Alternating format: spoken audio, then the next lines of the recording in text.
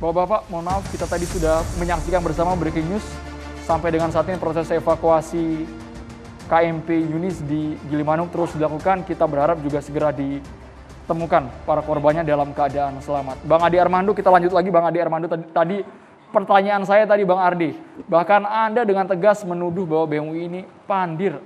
Alasan Anda kenapa sampai segitu? Padahal Anda juga dosen komunikasi UI. Ya, jadi gini, harus secara sangat jelas sejak awal saya katakan saya tidak against gambar itu. Saya tidak against kritik, saya tidak against kecaman terhadap Jokowi. Jokowi mau dibilang President of the Service segala macam, itu adalah hak orang untuk berekspresi. Saya menghargai kebebasan akademik itu. Tapi pada saat yang sama, kalau para mahasiswa ini tiba pada sebuah kesimpulan yang mengatakan bahwa Presiden ini ingkar janji, maka saya akan bilang, apa buktinya bahwa Presiden ingkar janji? Bukannya kemudian dalam postingannya juga beberapa bukti, fakta justru, dan juga datanya itu. ada. Data-data yang dia pakai itu parah sekali. Artinya? Itu yang saya bilang pandir. Karena Anda itu tiba pada kesimpulan tidak dengan menggunakan indikator-indikator yang kalau kita berdebatkan di sini misalnya, itu dengan segera akan patah. Ya, jadi Anda punya hak. Tapi kan ada referensi, ada sumber berita juga dicantum. Boleh dicontohkan misalnya argumen-argumen mana yang salah? Yang paling kuat lah, kan dia punya 4 atau 5 kasus yang diangkat. Yang paling serem itu paling menakutkan adalah tentang Undang-Undang ITE. Kan pemerintah bikin revisi Undang-Undang ITE. Tapi revisi Undang-Undang ITE itu secara sangat jelas isinya adalah koreksi terhadap pelaksanaan Undang-Undang ITE selama ini. Dengan tujuan agar melalui koreksi ini, melalui revisi ini, nantinya Undang-Undang ITE tidak akan lagi makan korban. Maka korban itu banyak banget, ribuan orang menjadi korban dari Undang-Undang ITE. Nah pemerintah itu berupaya agar dengan melakukan revisi tersebut, korban tidak lagi berjatuhan.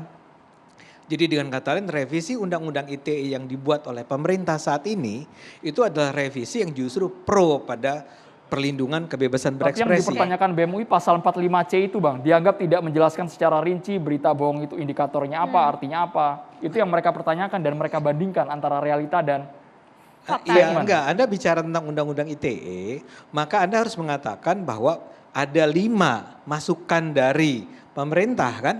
Nah itu adalah semangatnya, semangat melindungi jangan sampai ada orang kayak Prita masuk penjara. Nuril Baik harus dipenjara. Saya lupa di penjara atau dinyatakan bersalah. Ada Ahmad Dhani masuk penjara, ada Jerings masuk penjara dan ada banyak orang lain masuk penjara. Ketika pemerintah berusaha mengoreksi itu, kemudian tiba-tiba dikatakan oh ini represi. Buat saya itu kelewatan. Buat saya itu menghina sama sekali namanya. Dengan kita bisa masuk ke pasal-pasal lain kalau Anda memang mau. Tapi poin saya adalah kalau dalam gini, kalau kita bikin paper tuh kan ada ujungnya kesimpulan. Untuk bisa tiba pada kesimpulan, Anda harus punya indikator dengan metode tertentu. Ini indikator bersalahan semua.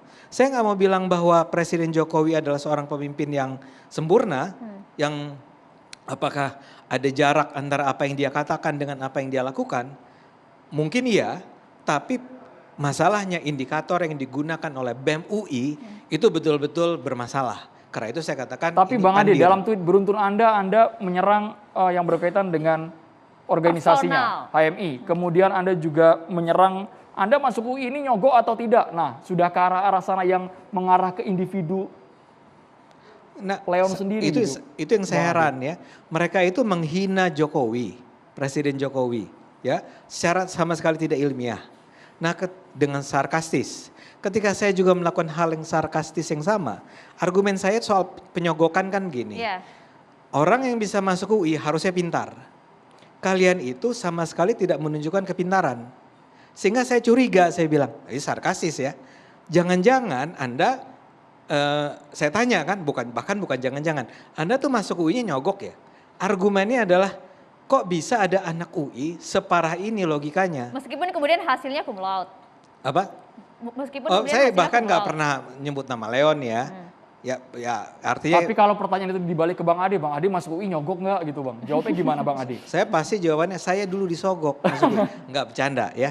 Tapi maksud saya adalah ya tentu saya tidak. Saya terlalu miskin untuk menyogok waktu itu. Dan saya barangkali cukup pintar untuk lolos melalui jalur yang semestinya.